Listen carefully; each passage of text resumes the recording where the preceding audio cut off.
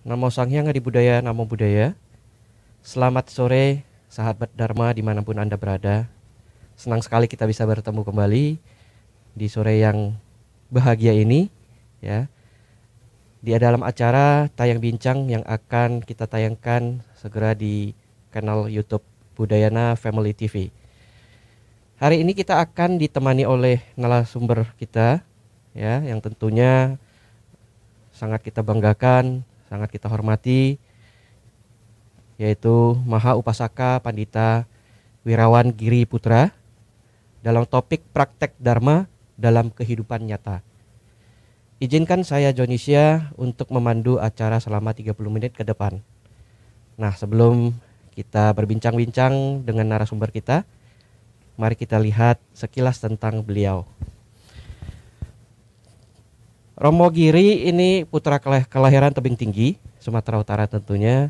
Pendidikan terakhir di teknik sipil. Nah, beliau adalah pensiunan karyawan swasta. Ini ilmunya cukup tinggi, lumayan.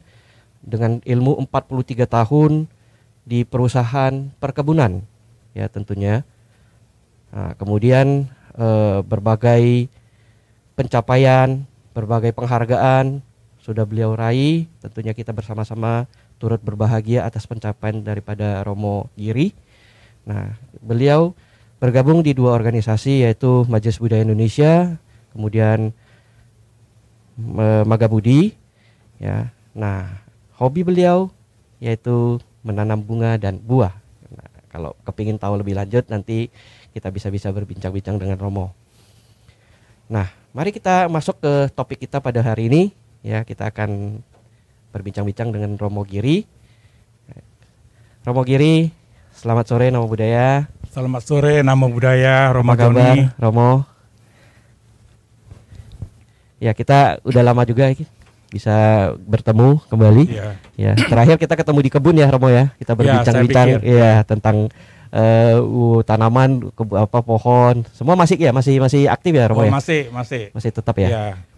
Baik, kita akan coba ke pertanyaan yang berikutnya, yaitu tentang praktek Dharma dalam kehidupan nyata, Romo ya. Izin. Baik. Nah, ini Romo kalau dilihat dari pengalaman Romo ini, kayaknya sih sepertinya Romo sudah mulai aktif sangat muda ya. Bisa dijelaskan Romo sejak kapan Romo mulai aktif untuk mengabdi di Buddha Dharma gitu, Romo? Baik.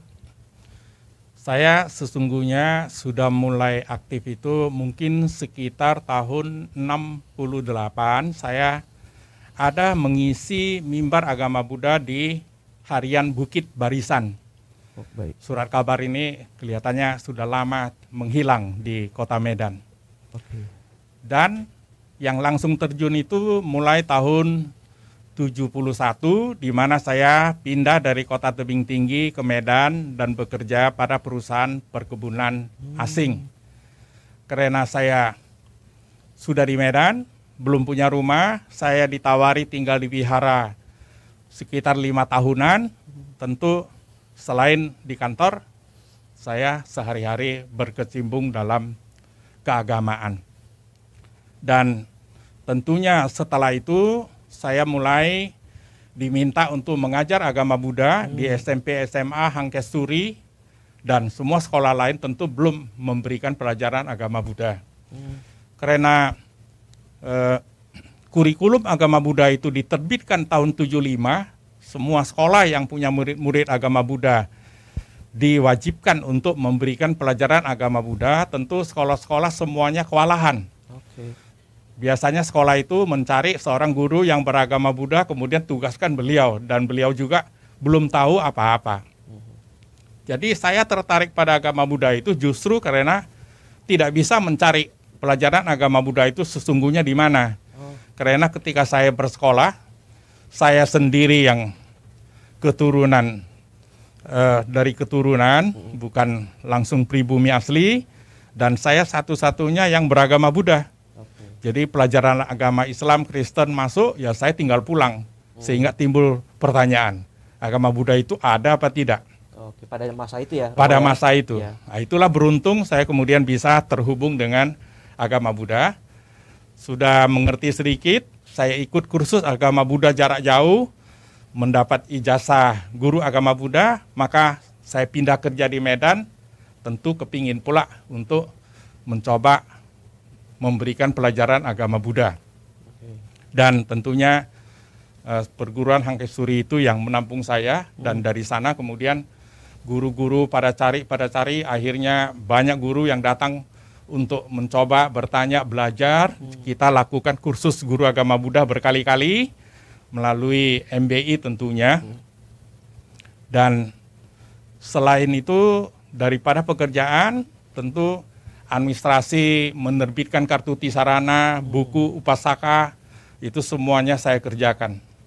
Itulah awalnya saya mulai ikut kegiatan agama Buddha. Jadi kalau dari 71 hingga sekarang, berarti sudah 50 tahun, seharusnya sudah pensiun. Tapi kelihatannya tak bisa, ditarik-tarik terus. Iya, nah ini sangat inspiratif bagi kita yang generasi muda, Romo. Ini upaya-upaya yang Romo lakukan pada masa-masa itu memang bisa dikatakan memang tentang buku-buku, tentang ajaran agama Buddha masih sulit untuk didapat ya, Romo, ya, pada saat itu ya. Nah, melihat upaya-upaya yang luar biasa ini, Romo, ini kalau menurut pengalaman Romo ini, apa yang terpenting bagi kita sebagai umat Buddha, Romo? Iya, saya melihatnya mungkin dari dua sisi. Pertama, dilihat dari diri sendiri. Sesungguhnya untuk diri sendiri, dengan mengenal Buddha Dhamma, tentu kita ingin memperoleh ketenangan dan kebahagiaan hidup. Mungkin banyak orang bertanya, apakah dengan tidak melakukan kejahatan, berusaha berbuat baik itu sudah cukup? Saya kira itu tidak cukup. Karena sesungguhnya di dalam hidup ini, dalam bergaul, dalam berumah tangga, dalam bekerja, di segala bidang, sesungguhnya kalau mengenal Buddha Dhamma, banyak hal-hal tidak baik yang sesungguhnya mudah kita hindari. Jadi oleh karena itu, mengenal agama Buddha adalah merupakan sesuatu yang sesungguhnya penting untuk masing-masing seseorang itu. Coba kalau kita bayangkan, kalau kita punya kenalan, jumpa di jalan atau di suatu pertemuan, dia tidak menegur kita, kalau kita bawa itu kecewa, itu tentu kekeliruan yang sesungguhnya tak perlu kita lakukan. Kalau suami pulang ke rumah, istri belum selesai masak, apa yang dilakukan? Kalau kita nggak mengenal Dhamma, ya barangkali kita bentak istri. Macam mana ini, kok belum masak? Udah capek di luar, ya? Dan tentu akan menimbulkan hal-hal yang tidak baik. Jadi banyak kalau suami yang demikian langsung pergi, mungkin makan di luar. Tapi kalau kita mengenal Dhamma, kita juga nggak tahu istri itu sesungguhnya ada halangan apa. Kalau kita mengenal Dhamma, tentu kita malah bantu dia memasak. Dengan bantu dia memasak, kalau istri itu juga mengerti, dia tentu menyadari itu dan kemudian berusaha tidak terulang. Demikian juga dengan istri. Kalau suami suatu hari lambat pulang dari berbisnis atau pulang dari kantor, barangkali sebagian istri kalau tidak mengenal Dhamma, mungkin bawa palang pintu, tunggu di pintu ya. Suaminya datang langsung marah. Mudah curiga. Nah, akhirnya kan timbul bentrok. Tapi kalau istri yang bijaksana, suaminya lambat pulang, ya barangkali buka pintu, disambut dengan senyuman, kemudian ditanya, apakah banyak masalah sehingga hari ini menjadi terlambat.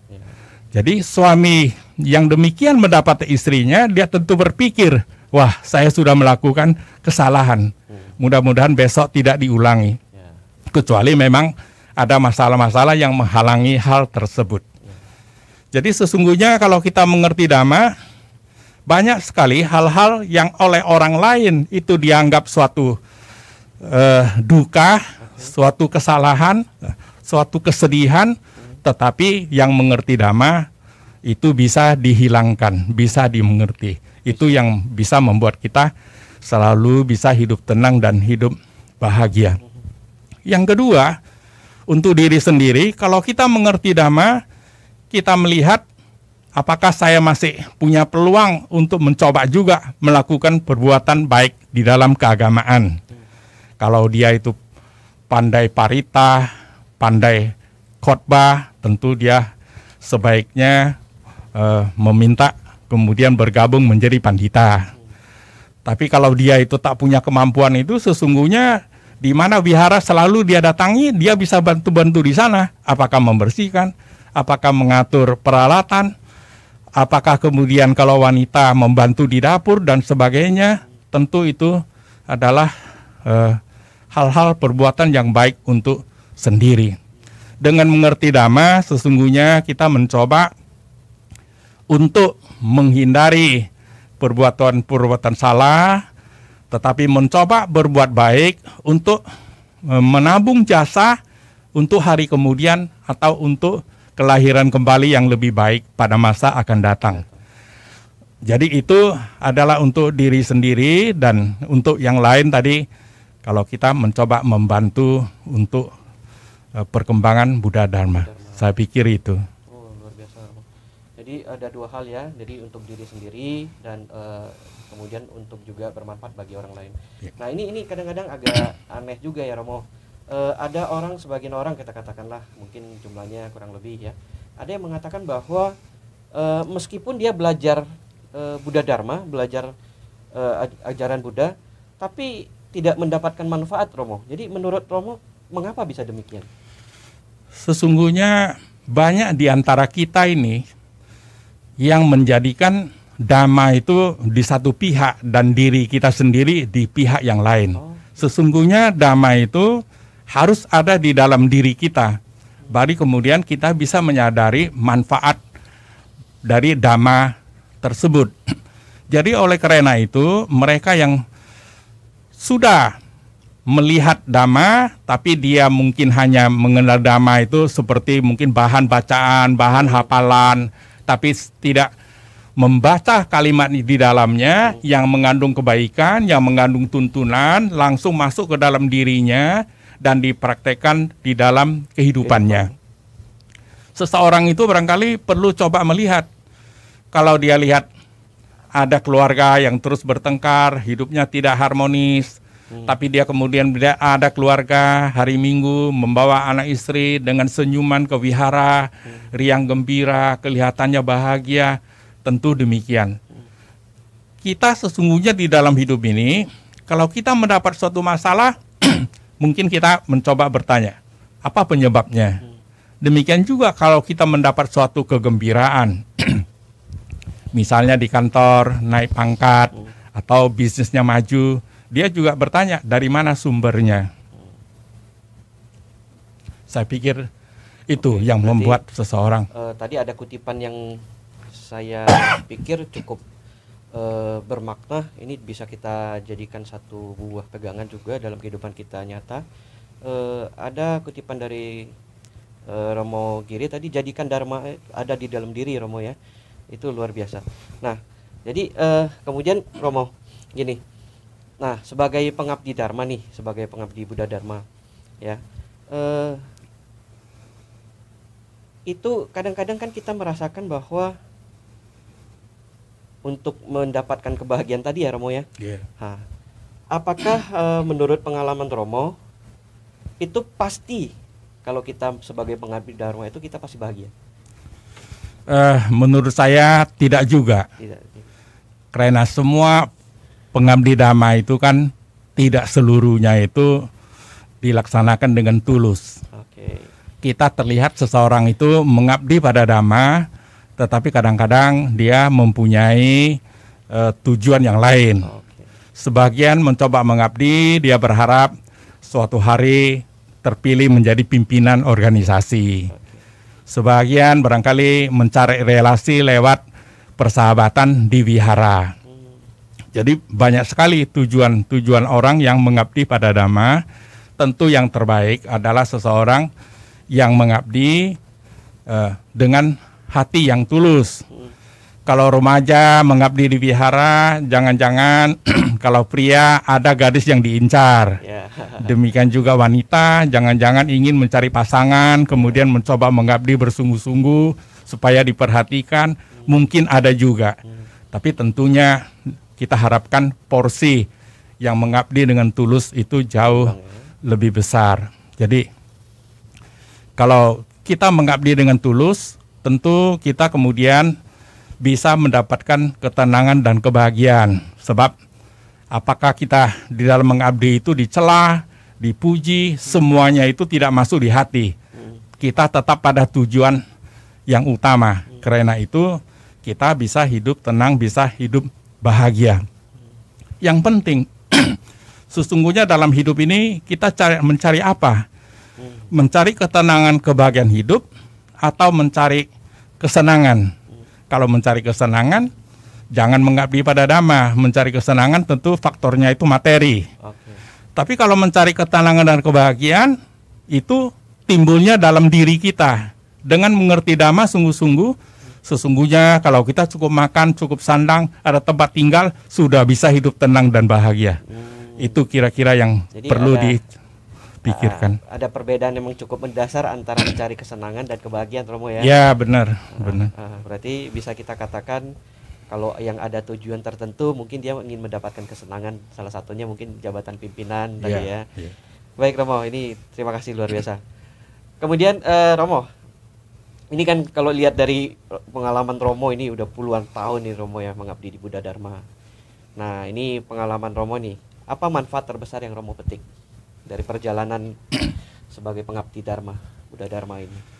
Saya, untuk diri saya sendiri, saya sesungguhnya sangat bersyukur bisa mengenal Dharma lebih awal. Jadi sehingga perjalanan hidup saya ini kelihatannya mulus-mulus saja. Jadi saya juga berpikir mungkin kehidupan saya ini yang berjalan dengan baik sesuai dengan barangkali cita-cita hampir semua orang. Mungkin di kehidupan yang lalu saya tidak punya hutang-hutang perbuatan jahat yang banyak. Akibatnya pada kehidupan ini dengan usia muda juga mulai terjun untuk memberikan pandangan kehidupan yang benar bagi yang lain. Mungkin itu yang mendorong karma saya di depan menjadi lebih baik. Saya di awal-awal itu datang ke Medan nggak punya rumah, karyawan rendah. Pernah juga saya berpikir di hari tua nanti kalau saya sudah pensiun, saya ini jangan-jangan seperti apa materi saya. Jangan-jangan saya ini orang yang sangat miskin ya, seperti itu. Tapi ternyata tidak. Dan saya merasa yakin bahwa dengan berbuat baik, balasannya akan menjadi baik. Dengan kita melakukan berdana tanpa pamrih, dan kita mendapat balasan dari sisi yang lain untuk kehidupan kita dalam sisi materi yang sama juga. Saya juga tidak menyangka bahwa saya dengan sebagai karyawan perusahaan yang rendah dan kemudian juga Buddhis yang jarang sekali ada di perusahaan, dari tingkat yang bawah saya bisa mencapai tingkat yang tinggi. Dan kemudian setelah bekerja 36 tahun, dua perusahaan lain kemudian juga berusaha memberikan jabatan kepada saya yang baik, sehingga setelah pensiun di satu perusahaan yang resmi, saya masih bisa bekerja di dua perusahaan yang lain. Sehingga 5 tahun yang lalu ya saya benar-benar tidak akan bekerja lagi, ingin menikmati usia tua seperti itu.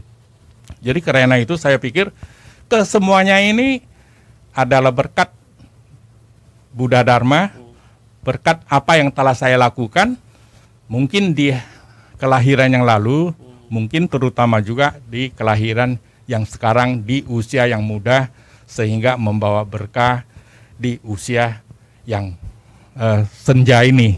Saya pikir itu, saya rasa manfaat yang saya dapatkan di dalam kehidupan ini. Mungkin karena itu saya sering, misalnya Bhante Panyasami meminta saya untuk memberikan bimbingan di kursus mengenai kehidupan saya. Saya pikir saya coba menolak, tapi beliau berusaha membujuk saya untuk jangan menolak. Jadi saya pikir mungkin kadang-kadang tak banyak orang juga bisa sukses di materi, bisa sukses di keagamaan, dan barangkali tidak terlihat cacat di masyarakat. Mungkin seperti itu, sehingga yang kalau di depan tentu kita harus membimbing yang di belakang. Mungkin karena itulah, dan mungkin ruginya sudah seharusnya pensiun sampai sekarang ini dari kegiatan keagamaan masih terus juga diminta untuk melakukan kegiatan-kegiatan, dan saya pikir kalau saya menolak mungkin itu juga berbahaya untuk karma saya, jadi saya penuhi juga. Jadi itu terima kasih Romo. Ini Romo nggak boleh ninggalin kita Romo. Ini harus selalu senantiasa semangat untuk membimbing kita semua. Nah kawan-kawan Buddha Dharma, Budayana Family TV, ini saya informasikan sedikit. Ini Romo Giri terakhir mendapatkan piagam Lifetime Achievement dari Dharma Soka Institute atas kontribusi terhadap perkembangan Buddha Dharma. Nah, beliau ini seharusnya memang menurut saya ini bukan saja panutan yang ada di Sumatera Utara, tetapi sudah untuk seluruh Indonesia. Nah, tadi beliau juga Romo Giri sempat menyampaikan tentang pengalaman beliau bekerja di beberapa perusahaan. Nah, ini bisa menjadi panutan bagi kita. Saya melihat ada 36 tahun jabatan terakhir beliau di PT London Sumatera Indonesia itu sebagai Managing Director HR dan GA. Nah, ini bukan sebuah perjalanan yang singkat. Ini 36 tahun bertahan di sebuah perusahaan, kemudian mengundur pensiun dari PT London Sumatera Indonesia. Beliau bergerak di direktur utama di PT Pinago dan 5 tahun sebagai CEO di PT First Borneo Plantation.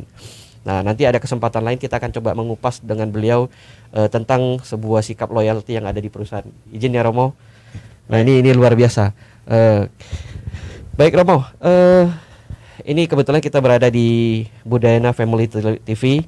Nah, ingin memohon kepada Romo kira-kira yang ingin disampaikan kepada kita semua pemirsa Budayana Family TV yang ada di Sumatera Utara dan di Indonesia juga, pesan-pesan yang ingin Romo sampaikan kepada kita semua. Baik, saya kira Buddha Dhamma bisa kita peroleh, dan tentunya sebagai umat Buddha bahwa Dhamma itu sesungguhnya adalah suatu pedoman hidup, bukan sesuatu untuk kita gantungi di dalam kehidupan ini. Karena Anda beragama Buddha, Anda seharusnya mencoba memahami Buddha Dhamma itu untuk kehidupan Anda. Memang kadang-kadang karma kadang-kadang tidak memenuhi itu. Kita lihat kadang-kadang wihara di samping rumah juga tidak dikunjungi. Tetapi kadang-kadang berkilometer jauhnya wihara, mereka juga rajin datang ke wihara untuk mengenal Buddha Dhamma lebih baik. Jadi oleh karena itu, selagi ada kesempatan, cobalah mahiri Buddha Dhamma dan kemudian dipergunakan untuk perjalanan hidup ini sehingga bisa hidup tenang, bisa hidup bahagia. Karena di masyarakat, Buddha Dhamma itu barangkali juga bisa beraneka ragam. Kemudian kadang-kadang ada pertanyaan juga, sebetulnya kegiatan keagamaan yang manakah yang paling baik? Saya pikir yang paling baik itu ialah perkembangan Buddha Dhamma, kegiatan Buddha Dhamma yang sesuai dengan kitab suci Tripitaka. Tentunya kalau sesuai dengan Tripitaka, pastilah kegiatan pembabaran Dhamma itu menjadi yang baik, yang patut untuk dicontoh, yang untuk kita pedomani dalam hidup ini. Semoga Anda semua bisa memanfaatkannya. Semoga Anda semua bisa hidup tenang dan bahagia. Sadu, sadu, sadu. Baiklah pemirsa sahabat Dharma Budayana Family TV, tiba waktunya kita akan berpisah ya. Kita mengucapkan terima kasih kepada Romo Wirawan Giriputra atas kesediaannya menemani kita sore hari ini. Cuaca agak mendung. Ya, terima kasih Romo.